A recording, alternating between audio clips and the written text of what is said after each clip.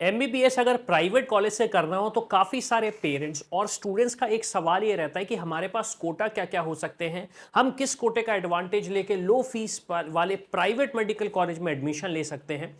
तो जो जितने भी कोटा अवेलेबल हैं उनमें जो मैक्सिमम कोटा अवेलेबल होते हैं जो यूज़ किए जा सकते हैं उस पर डिस्कस करते हैं। मैं आपको कोशिश करता हूं समझाने की एग्जैक्टली किस कोटे का यूज़ क्या है, किस स्टूडेंट की एलिजिबिलिटी होती है, फीस स्ट्रक्चर के बारे में भी डिस्कस करेंगे, एक जनरल ओवरव्यू पे हम डिस्कशन करेंगे ताकि आपके जो भी क्वेश्चंस हैं वो क्लियर हो जाएं। क्योंकि मैंने देखा है कमेंट सेक्शन पे क्वेश्चन यही आ रहा है, सर इस कॉलेज में मुझे मैनेजमेंट कोटा चाहिए, इस कॉलेज में मुझे ये कोटा चाहिए, क्या मुझे वो मिल सकता है या नहीं मिल सकता। चलिए सारी चीज़ें जानते हैं और इस वीडियो को अगर एंड तक देखोगे तो हो सकता है शायद आपकी फीस भी बच जाए प्राइवेट मेडिकल कॉलेज में।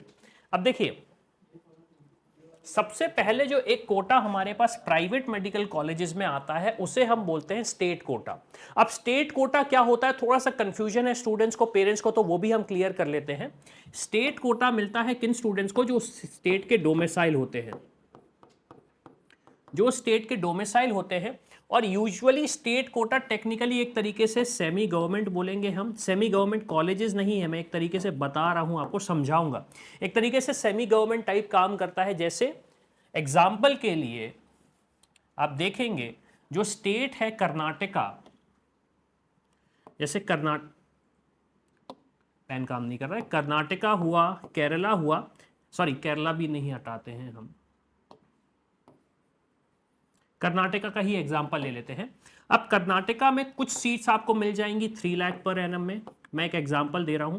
कुछ सीट आपको 8 लाख पर एनम में मिलेंगी, कुछ सीट आपको 30 लाख पर एनम में मिलेंगे। अभी कैसे डिफरेंस आ रहा है, डिफरेंस यही आ रहा है कि जो स्टेट कोटा होता है तो एक तरीके से बोलेंगे जो प्राइवेट मेडिकल कॉलेज है या तो वहां पे स्कॉलरशिप मिल रही है या फिर गवर्नमेंट की तरफ से सब्सिडी मिल रही है या फिर लो फीस प्राइवेट मेडिकल कॉलेजेस हैं उस तरीके से वो, तो वहां पे आपकी फीस बहुत कम लगती है, वहां पे फीस आपकी बहुत कम लगती है।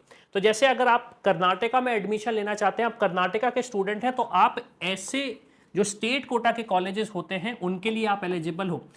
जैसे तमिलनाडु एक स्टेट हो गया, गुजरात एक स्टेट हो गया, महाराष्ट्र एक ऐसा स्टेट हो गया जहां पे स्टेट कोटा के थ्रू प्राइवेट मेडिकल कॉलेजेस में आप एडमिशन ले रहे हो और फीस आपकी बहुत ही कम है।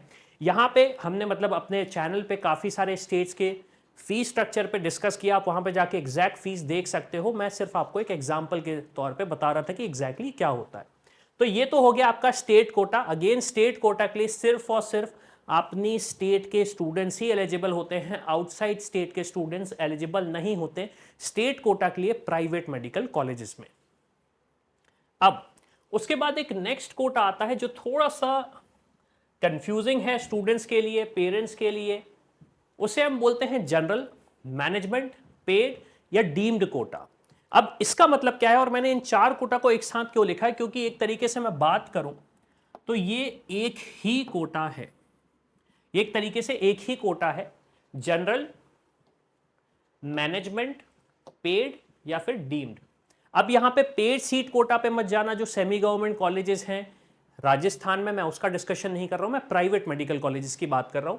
तो कुछ स्टेट्स उसको बोलते हैं कि हम जनरल कोटा के थ्रू आपको एडमिशन देंगे, कुछ स्टेट्स बोलते हैं हम आपको मैनेजमेंट कोटा के थ्रू एडमिशन देंगे, कुछ स्टेट्स बोलते हैं हम आपको पेड कोटा के थ्रू एडमिशन देंगे, या फिर कुछ यूनिवर्सिटीज होती है जो आपको डीम्ड कोटे के थ्रू बोलते हैं, जैसे हम पेड सीट कोटा भी बोल सकते हैं, हम पेड सीट कोटा भी बोल सकते हैं। अब यहां पे यूजुअली क्या होता है, ऑल ओवर इंडिया के स्टूडेंट्स पार्टिसिपेट कर सकते हैं इन स्टेट्स के प्राइवेट मेडिकल कॉलेजेस में। फीस स्ट्रक्चर की बात करूं तो एवरेज फीस स्ट्रक्चर आपका 12 लाख से स्टार्ट होके 20 से 25 लाख तक चला जाता है, 20 से 25 लाख पर एनम तक चला जाता है। अगेन मैं फिर से बोलूंगा, ये जो कोटा है ये ऑलमोस्ट सिमिलर है प्राइवेट मेडिकल कॉलेजेस में। कुछ स्टेट्स उसको जनरल बोलते हैं, कुछ उसे मैनेजमेंट बोलते हैं, कुछ पेड बोलेंगे या कुछ डीम्ड बोलेंगे। जैसे मैं आपको एग्जांपल दूं डीम्ड यूनिवर्सिटीज, डीम्ड यूनिवर्सिटीज में एक एग्जांपल हम लेते हैं केएमसी मणिपाल का। केएमसी मणिपाल में आप एडमिशन लेने जाओगे तो उसको डीम्ड कोटा बोलेंगे या फिर पेड बोलेंगे। आप अगर मध्य प्रदेश में प्राइवेट कॉलेजेस की तरफ जा रहे हो तो उसको एक तरीके से जनरल कोटा ही बोलते हैं हम, क्योंकि कोई कोटा ही नहीं है। राजस्थान में उसे हम एक तरीके से मैनेजमेंट कोटा बोल देंगे, राजस्थान में एक तरीके से हम उसे मैनेजमेंट कोटा बोल देंगे। जो फीस स्ट्रक्चर की अगर मैं बात करूं तो फीस स्ट्रक्चर आपको यूजुअली एक हायर एंड पे मिलता है, फीस स्ट्रक्चर एक हायर एंड पे मिलता है कंपेयर टू स्टेट कोटा। अब इसके बाद जो फाइनल कोटा आता है वो आपका आता है एनआरआई कोटा।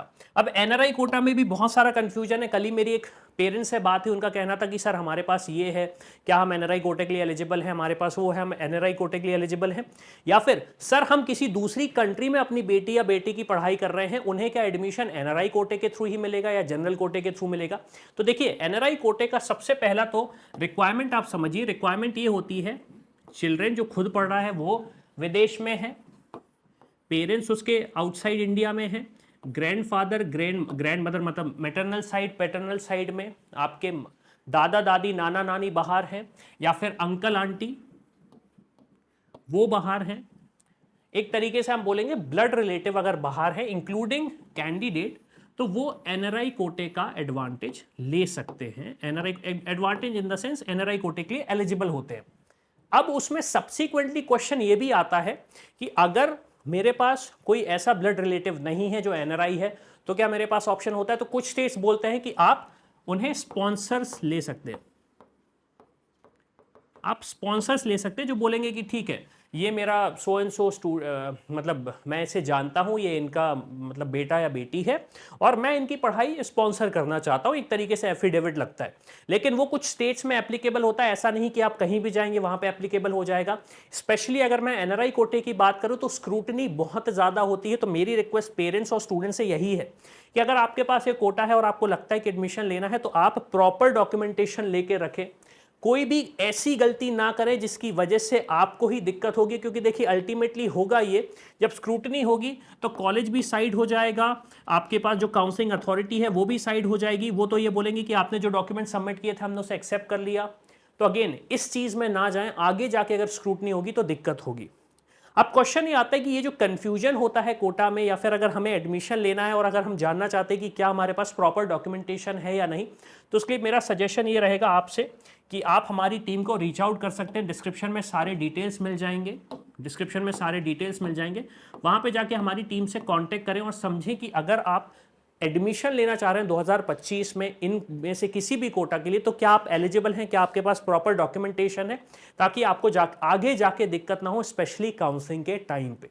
तो इसी इन्फॉर्मेशन के लिए आप हमारे चैनल को यूट्यूब पे सब्सक्राइब करो। तो इसी के साथ मैं हूं अविनाश, मेरा काम है रास्ता दिखाना, उस पर चल के डॉक्टर बनना आपका। I hope you like this video. For more such videos, keep watching our channel and do not forget to like, share and subscribe.